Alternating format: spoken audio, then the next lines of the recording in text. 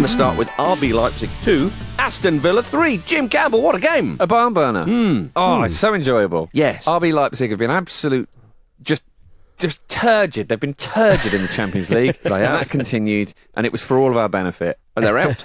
They are out. Sod them. They've not got a point. You're absolutely right, Jim. Six games, 6 losses.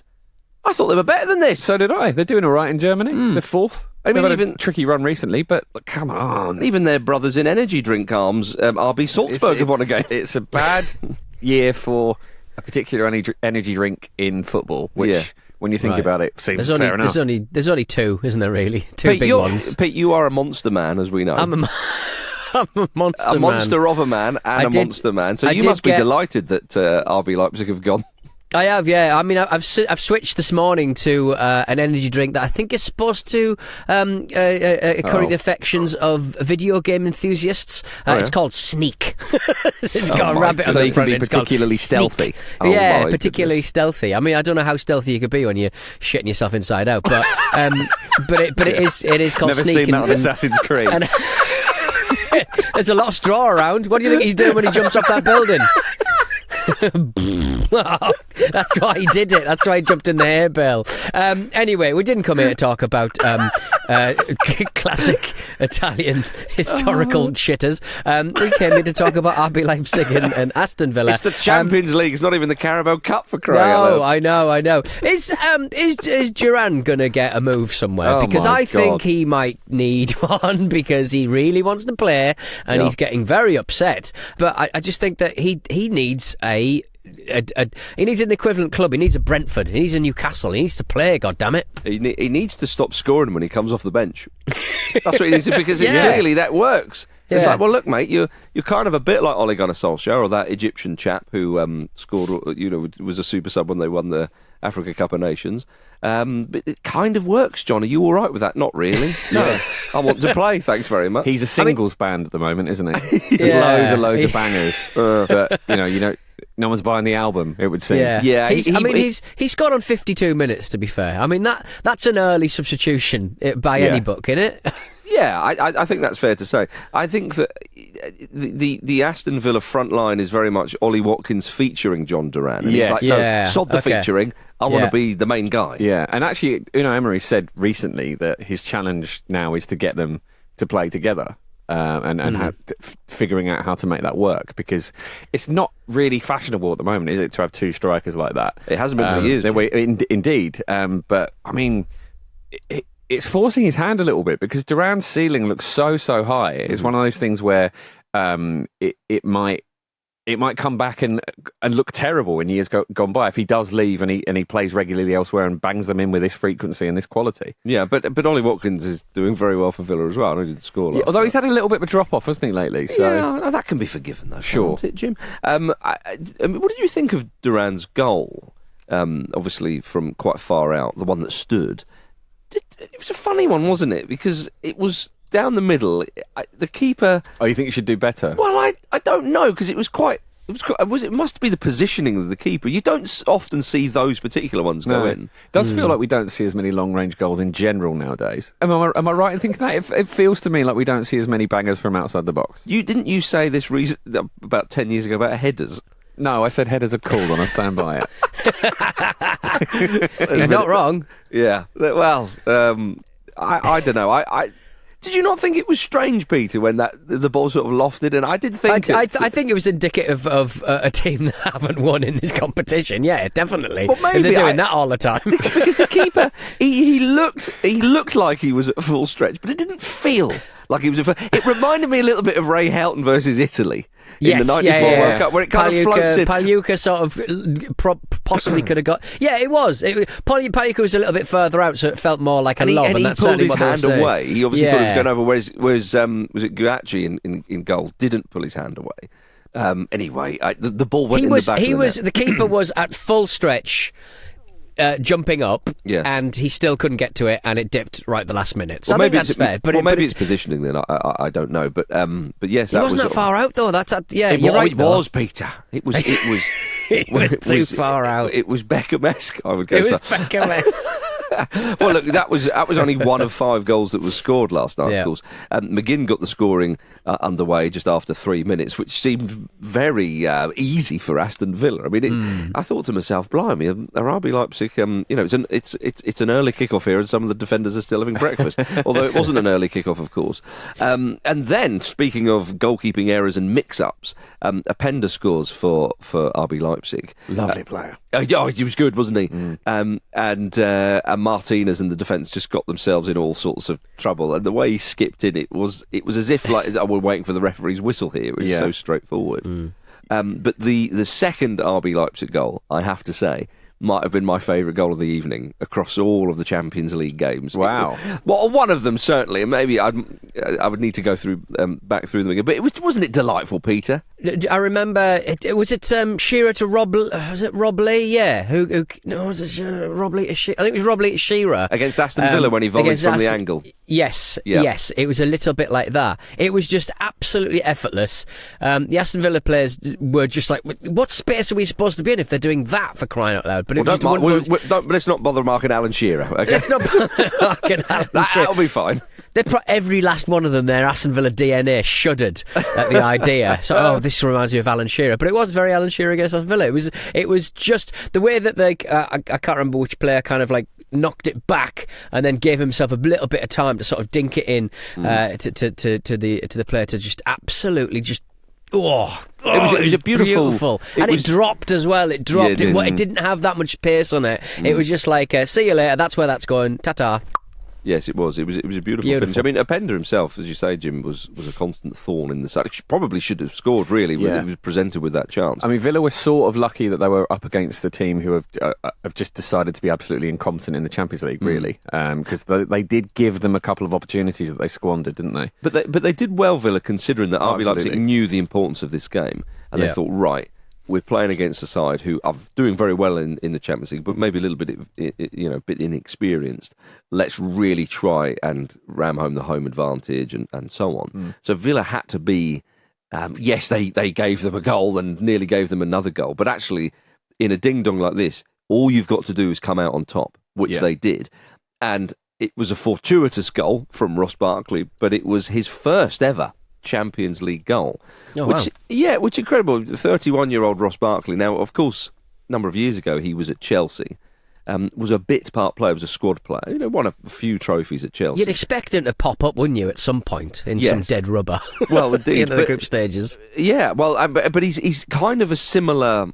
Has a similar status at Aston Villa that he did at Chelsea, in that he's in a good squad, but he is a squad player. You play a bit here and there, but in between times, obviously he went on loan to Villa, but he goes to Nice, doesn't really have a great time there, and then almost like reinvents himself and rejuvenates at Luton.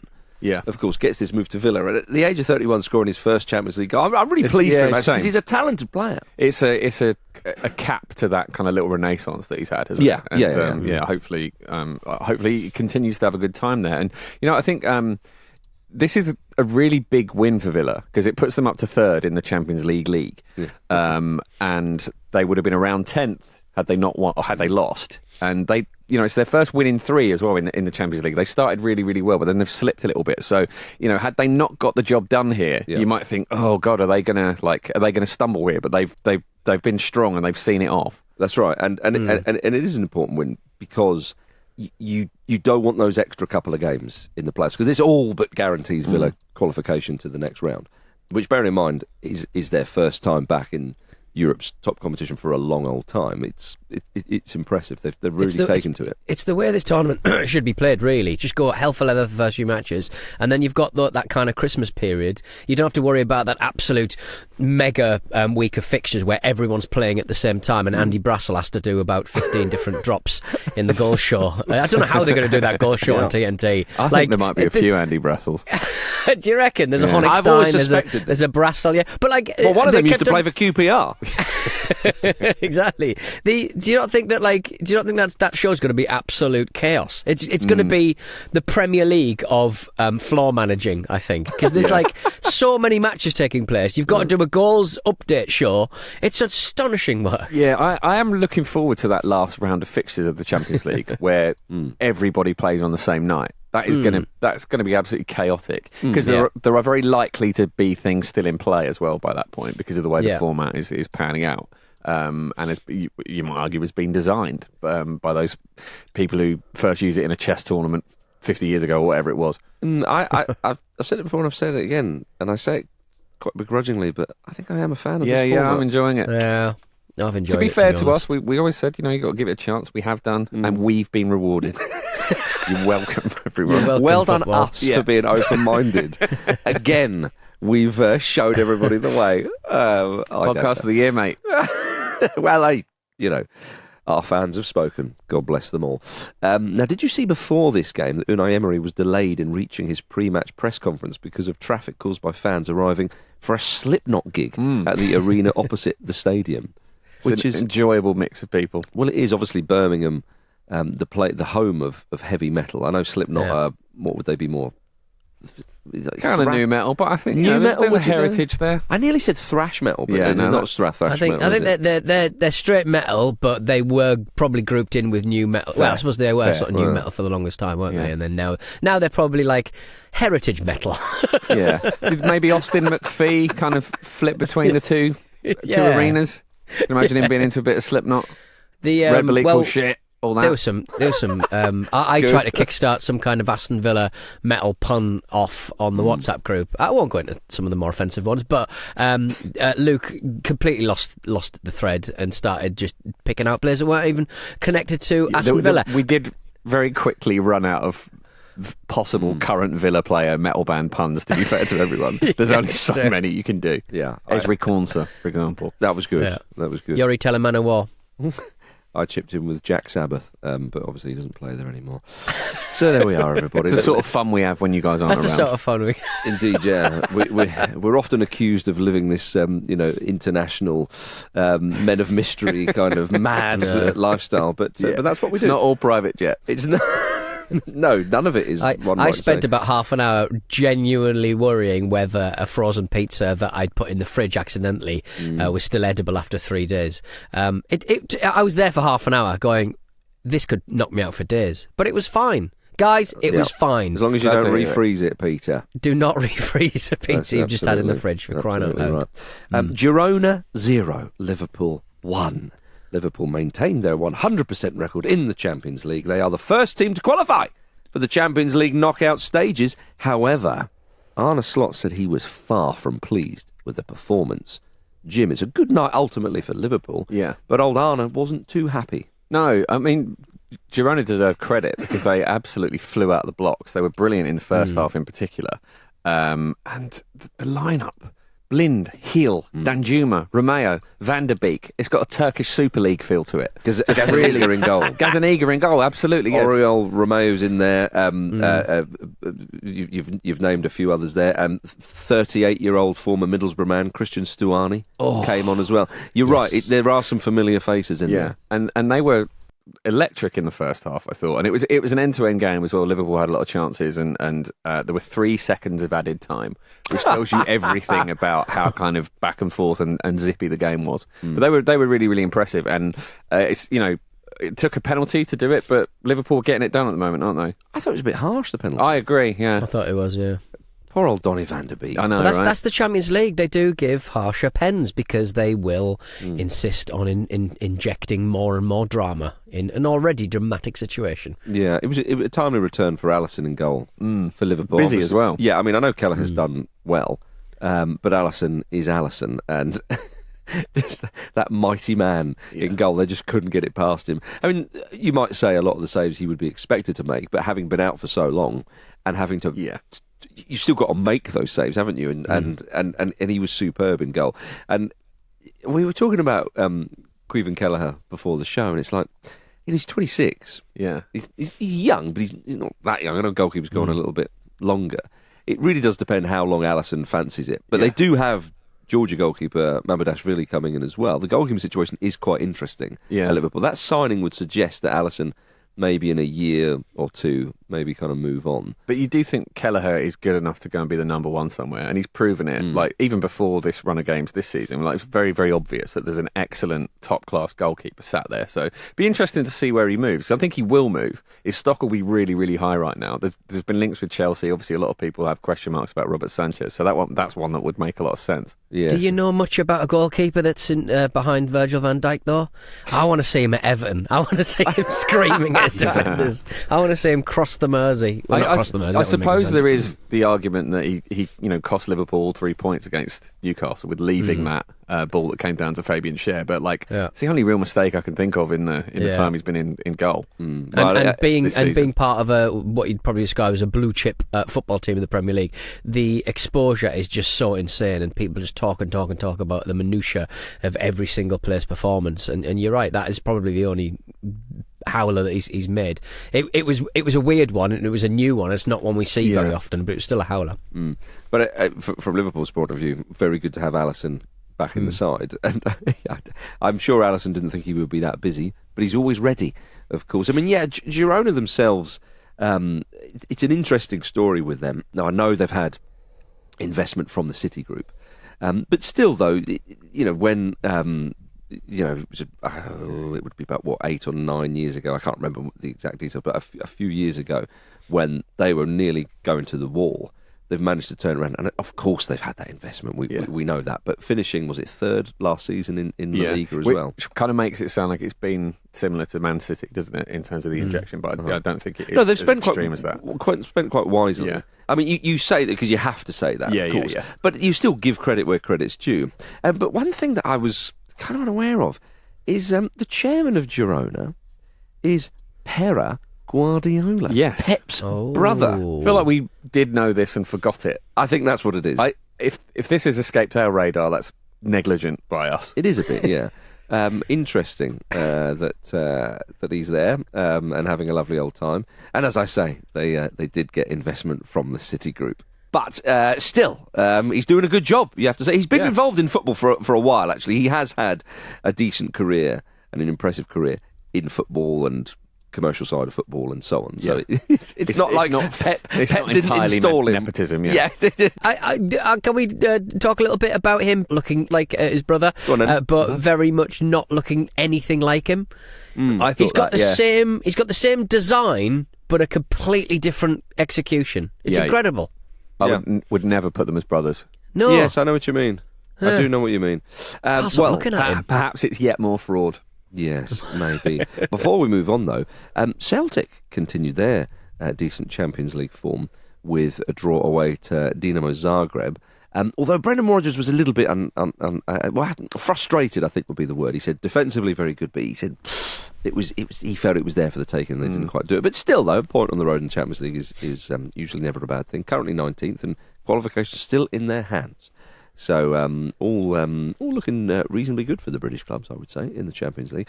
Okay, coming up after this, could José Mourinho be on his way back to England?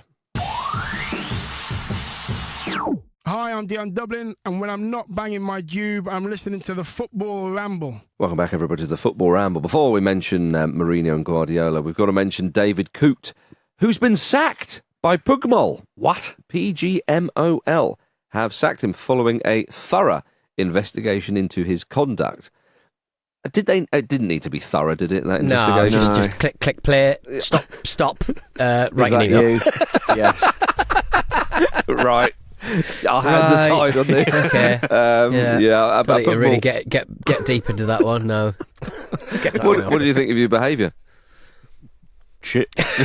A Pugmol spokesperson said David Coote's actions were found to be in serious breach of the provisions of his employment contract, with his position deemed untenable. Yeah. The Pugmol also said supporting David Coote continues to be important to us, and we remain committed to his welfare, which is important. Yeah. Joking aside, obviously that is a really sort of positive kind of thing coming out of this. I feel like maybe even 5 years ago, you wouldn't have that sort of messaging, and perhaps that kind of path forward wouldn't even be considered. And that's something to be positive about, at least. I know what you mean, and it's funny actually because the other chap who's on the video, says, all right, let's not share this, because this could impact his career and blah, blah, blah, blah, blah. Well, I mean, look, I'm not defending his actions and what he said. It's very silly behaviour all round, but it has cost him his job. Yeah. And so I feel for him on that. Yeah, indeed. I feel for him on that. Absolutely. On that level. He has a right to appeal the decision to terminate his employment, though, but I mean... Yeah, so poor David Coote has been sacked, so that was an update on that situation. Now, something that we can all get behind. José Mourinho may be returning to England. Gary O'Neill is still the Wolves manager, okay?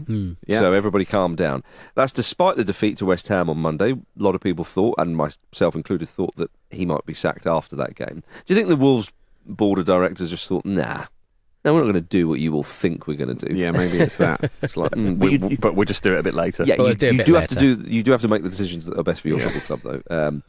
But it has been reported in some places that Wolves have made a £5 million offer to Fenerbahce to bring José Mourinho to the club. That gets you to the table. Yeah, exactly. That gets you a 5-minute phone call. That's your buy-in. That's your what's those things you get online from celebrities? A cameo. Yeah, that's your 50, That's your 50 quid Pitbull cameo. That's right. That's right. Yeah, that's the buy-in, and you wait for the dance to begin. Okay. Yes, as I say, it has been reported in some places that this is happening. I don't believe it to be true. That we should not let that get in the way of a good story. Of a good José Mourinho mention. Oh, imagine him in a relegation battle. Well, he is tearing strips off Russell Martin. He specifically said that he would never take a club that were in a relegation fight. He said it's too hard. He went, no, it's much harder than trying to win a league title. So he was I'd say honest about it. We all knew that would be the case. And for a man of his CV, it would be unlikely that he would do that. But I have to say, chaps, you mentioned Mourinho and so on. I think I'd like him back. You think that? We always think that. He's been away for too long for you, Marcus, hasn't he? It's just, but you've forgotten what a pain in the arse he is. Yeah, I have. Would you not take it? Would you be pleased to see him back? No. It would be funny. Of course it would be funny, and it would be really good for us in terms of the mad things he does and says. But we get those anyway, if they're particularly vintage. I know. The chaos and we get to patronise the Turkish league as well. That upsets Andy. We get to patronise him at the same time. Mm-hmm. Yeah. The chaos element of him, I think, would be maximised if he was at a team like Wolves, where he's not going. As I say, he'd be doing all of his mind games on the relegation rivals, but also his ego wouldn't like the fact that they were down there. So it would be mind games on absolutely everybody, more so than before. Do you know what I think would be ideal if someone got him in as interim manager? That would be the best case scenario. He's only here for a short period of time. Yeah. And we get to call him interim manager as well. He can burn every bridge. Yeah. Well, Jim, speaking of bridges, Millwall fans are asking José Mourinho to join them after Neil Harris incredibly resigned yesterday. Well, he's still got 2 more games. He's got Sheffield United tonight and then Middlesbrough away on the weekend. Yeah, Neil Harris is going to step down as Millwall manager, which comes as a huge shock for everybody. Obviously, synonymous with the club in his second stint there. But why are Millwall fans wanting Mourinho to join them? Well, Mourinho had previously said he would manage Millwall because it's just across the bridge from his house. He would later clarify that he was just being a bit silly and humorous, of course. But he did say in October that he would love a return to England. He said, my family lives in London. London is home, so one day I have to be back unless no one wants me. At least he's aware of the situation. Sounds like a threat to the city. One of you better give me a job. Is that his family's talking about, or is it the City of London? I don't know. One for the council. He did say, though, that no one will be able to tempt him away from Fenerbahce for the next 2 years, which is the biggest come and get me play I've ever read. I will say on the Millwall side of things, that, their head coach basically resigned after calling the fan base thickos. What is José Mourinho going to do once he gets there? What's he going to resign for? He called the fan base thickos, and he's been in charge for such a long time. I think it's all gotten a bit too much. But he's a very unique manager and a very unique decision, I suppose, to step down. How many managers step down at any stage of their career, especially with a team like Millwall that he's been synonymous with for such such a long time. But yeah, turns out all the fans are thick. Well, I'm not going to comment on that. No. Partly for the reason that I'm actually going to see Millwall tonight. Yeah. Yes. I think they're all good people. They're all good, great people. Yeah, the ones he's describing. You're going to fight in the describing. recycling centre. Recycling centre. You're going to fight next to that recycling centre. Lovely. Dear, I don't know. Right then. Anyway, staying with managers, Ange Postecoglou, have you seen this? Is obviously under pressure at Tottenham from some of the fans. We've heard booing for quite a time now at the Tottenham Hotspur Stadium. Cristian Romero has come out and criticised the club for a lack of investment. This was quite something. Yeah. He said Manchester City competes every year. You see how Liverpool strengthens its squad. I know you could argue that they didn't in the summer gone by, but I mean the rebuild job had already started under Klopp, so we'll give him a bit of grace there. But you get the point. Chelsea strengthens their squad, doesn't do well, strengthens again, and now they're seeing results. Those are the things to imitate. You have to realise that something is going wrong. Hopefully, the board realise it. So if he was being a bit cryptic, and which he wasn't, but he's just mentioned a few things. He quite literally says at the end, the board at his club, of course, need to realise it's that classic thing of players not understanding that interviews can be seen in other countries, isn't it? Yeah, it is. It really is. Yeah, it was just on YouTube clock with my mate. Well, yeah. What do you think of this, Jim? I'm surprised he's been so candid about it. He's got a point, has he not? He has a point to a point, right? So in Ange Postecoglou's first season, they spent 225.5 million. Season just gone 148.4. So it's not chump change, is it? No. And Solanke they had sold big, though, haven't they? They had sold they big. They have. But you got to look at the people they're competing with. You know, it's like if they'd spent like 50 million, you'd be like, all right, fair enough. They need to put their hands in their pockets. But they're competing with people with deep pockets. So Liverpool are a bit different. Liverpool's net spend in recent years is actually kind of amazing, given what they've achieved. But they are an outlier. That's still the Philip Coutinho bunny. Yeah, so they're a little bit different. Obviously, Chelsea have thrown so much money around. We all know the situation at Man City, because obviously they have both of those clubs are so wealthy compared to Spurs. So you know, might it be completely reckless of Daniel Levy to just go, actually, let's go hell for leather and spend if it can essentially affect their stability in the future. I suppose the frustration is that they never take the gambles of like, all right, let's have a summer where we go big, and they possibly need one of those to kick on. I'm actually not that surprised that Romero has said this, because he's obviously a very sort of combustible character. Well, I think that's fair to say. It'd be interesting to see if he starts the next game or if he's reprimanded in any kind of way. All right, coming up after this, Pep Guardiola is starting to think about his retirement. Now then, everybody, it's a big one in the Champions League tonight. Juventus versus Manchester City. Man City need points. They are currently 20th in the Champions League. Juventus 2 points below them in 22nd. And of course, Manchester City have only won 1 in 9 games. Now, Juventus aren't in great shakes themselves, as I say, a couple of places below them.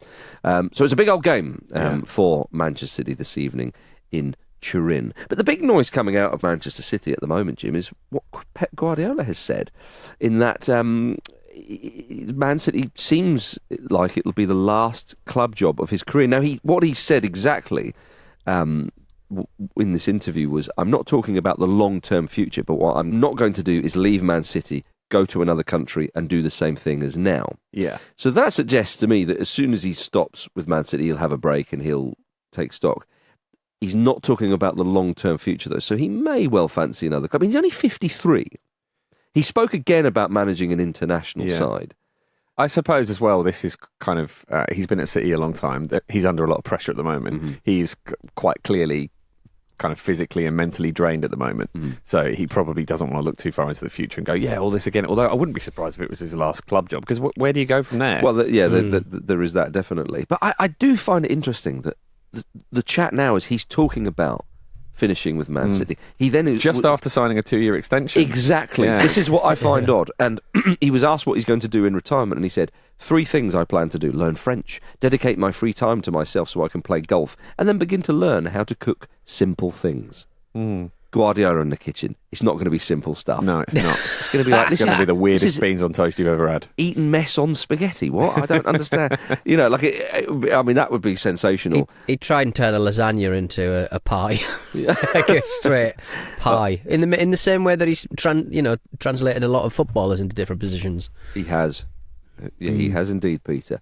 I do find it interesting, as I say, that all this stuff is coming out, and I just wonder, as I said before, that it does sound like it's starting that extension. He's staying a little bit too long at the fair. I mean, maybe this season is the rest season. Obviously not designed like that, but it ends up being that. And then the season after, they really do it. But yeah. I don't know, but he also said in this same interview that he watches a lot of golf. Yeah, he spoke very affectionately of golf, and that he watches it while he's doing preparation for matches and stuff. Like, that's amazing to me. The amount of granular detail he goes in about in on everything with while he's watching and taking in another sport it's galaxy brain stuff. It really is. Imagine if he saw Nathan Redmond on the golf course. What are you doing? Getting a driver out? He's like, oh, blimey, not this. Do you think that they should just give him a couple of weeks off so he can just learn French? Because all it would take is a couple of weeks. That would all it would take for him would be a couple of weeks, really. So I think they should just get everyone around the club to wear sort of berets and bretons, speak English, but convince him that he knows French. He knows so he just understands what they're saying, and then maybe he'll get this bee out of his bonnet. I'm surprised that he hasn't been linked to the PSG job off the back of saying that. Let's be fair. Now, Man City fans, good news for you. You'll be able to help design Manchester City's third kit for next season. The club are offering fans the chance to use AI to design the club's third kit. The winning submission will be worn by the team in the 26-27 season. Pete. Who's designed? Pete, I like do the good anything thing. Football, go to gym. Anything AI. Oh, suddenly Pete's on the line, is he? Who's designing this? Is it the people or is it AI? Because at the end of the day, AI is just an amalgam of the entire history of everyone's hard work. So presumably the people are already designing the bloody thing if they're using AI for the bloody thing. That said, is it going to be anything worse than the Liam Gallagher writing on the back? Maybe. You control the AI. I mean, saying that it's not really your work because it's a bit like saying, I've designed it in this nice red. Well, you didn't invent the colour red, did you? Loads of people have used red before. I mean, it's not really but do you understand AI how artificial intelligence... I just think that people dragging AI through the mud here. Well, it just sounds like you've invested in NVIDIA or Microsoft lately with their new products. I've only heard of one of those things. No, but I mean, like, you understand how AI sort of graphical or image creation works, though. It just basically takes all of the pictures, AI graphic, all of the pictures that have ever been taken, created, grafted, and crafted on the internet, shoved it onto a big hard drive, and then just kind of greasily copied everything. I mean, everyone's got to have your influences, haven't you? I mean, is any song truly original, Peter? It's What's your point actually, yeah. Not the ones you listen to. No. He's such a music snob. I know you used to work for Absolute Radio, and you love your indie landfill. I don't think they're the high watermark, personally. Yeah, okay. No. Well, imagine the entries they're going to have to delete. Yeah. Well, most of them coming from old PED there. Yeah. How do you steer an AI into producing a penis? Like, how do you steer it? Yeah. Presumably you can't just go out there and go... if I needed an answer for that, I would come straight to you. I was about to say, why are you asking Jim and me that question? No, I'm asking my AI assistant. I'm just asking him. I want him to do it for me. Oh, my goodness. How do I trick an AI into making absolute grot for Manchester City? But it can't be obvious grot. It has to be, if you look at it long enough, oh my God, he's done it. There's magic grot everywhere. You're talking about magic. You want to make the kid magic eye. There you go. Because they're running around and that. People aren't really sort of, what's that? Hang on a minute. To be honest, that's going to work in their favour, right? The opposition will go, hang on, is that? Yes. Oh, God, they've scored again. That's right. I think that's... Is that a big ship? Yes, but going back to the football, as I'm loath to do, Manchester City away to Juventus. Can they bounce back, Jim Campbell, against those Turin chaps? I fucking hope not. It'd be brilliant if they lost this. It's an unwelcome fixture for them, isn't it, Jim? Yeah, it's not ideal, is it? You going for underdogs Juventus? It might be, yeah. Charges, eh? Yeah, okay, fair enough. Well, Arsenal, Jim, play Monaco tonight. Arsenal could be missing a fair few players through injury, maybe even up to 7. 6 of them being defenders. Yes. Who's going to be playing at the back? Well, it genuinely might be Kieran Tierney playing at left back. Probably Kieran Tierney or the young man Miles Lewis-Skelly. So that is potentially a problem position. It's unfortunate, but I think you've got to look at players like Takahiro Tomiyasu and even Zinchenko at this point and go, they're just not available enough. They're essentially, it's really harmful to the squad to have these positions that are essentially just, you're getting nothing out of at the moment. So, it's going to be potentially a little bit of a makeshift lineup tonight. Monaco have only lost one game in the Champions League this season, so I think they might be a little bit of a trickier opponent than people are kind of ready for, but they absolutely have to win this game. Yeah, Monaco are doing well. I mean, they're one position below Arsenal in 11th, obviously Arsenal in 10th. So I think it is a tricky game. You're right. It's the last thing that Arsenal need is a playoff in the new year. They need to be sort of in there. Yeah, I think that's it. The playoff is very much the deterrent for teams to just take it easy for the last couple of games. Well, fine. I don't care if we. I think Tomiyasu's going to play in that one, is he? Over 2 legs, he doesn't have 2 legs. Yeah, I mean, if Kieran Tierney does play, he'd be in line for his first Arsenal appearance for 16 months. Wow. That shows you, doesn't it? Yeah. I mean, he was on loan for a lot of that time, and obviously he picked up an injury at the Euros. But yes, yeah. But Arsenal still favourites for this game, though. You would think so at home. You would certainly think. What they should do is they should rely on set pieces. Yes. Because that's what they do. Does that even count, Jim? I don't know. I'm hearing rumours that maybe it doesn't. I think people are.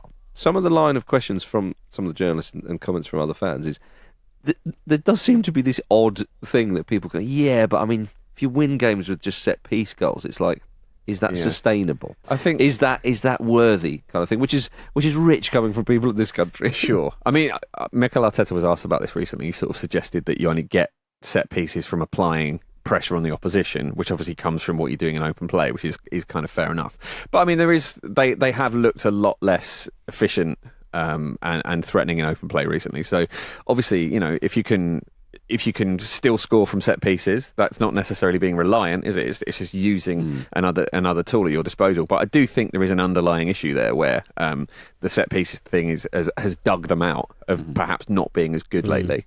Even the Man United game, they didn't create a huge amount of stuff from open play. But you're always going to get corners. Sure, yeah. And Arteta said I'm not complaining. No, he didn't. He said he didn't see the difference between set pieces and open play. And obviously, you get what he means by that. It is a part of the game. And if they were relying on, say, penalties to go like goals from penalties, then that's something that you can't really rely on. Maybe the teams that they're going to play are going to be defending their back line more than they defend their goal. Like, absolutely, like trying their level best to get it out for a throw. And I know most players do, but you do sometimes see players just kind of like putting their legs out to stop a striker sort of bouncing it off, pulling the player back a little bit. It could be really important for teams. Defend your back line. Fantastic. Well, actually, Monaco are missing both their first choice centre-backs today, and Folarin Balogun isn't available, so there's none of that ex-player returning narrative as well, which is welcome. Yes, very welcome. A mural of Arsenal set-piece coach Nicolas Jova has been painted next to the Emirates. Yep.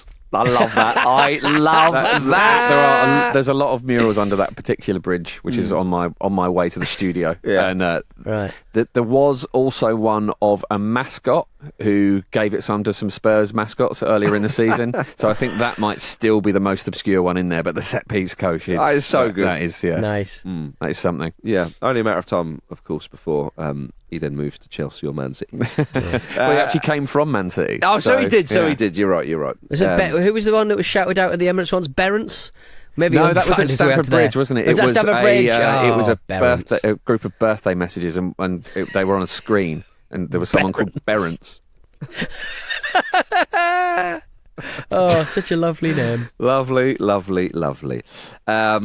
Also, today, if you can't wait for those 8 o'clock kickoffs involving the English sides in the Champions League. I mean, there are a couple of 5:45 kickoffs, but again, if you just cannot wait, then there is a FIFA Club World Cup game between Botafogo and Pachuca at 5 o'clock today. So, it's something for everybody. Do the first half. Yeah. Do the first half and then crack on with some Champions League fun. That's right.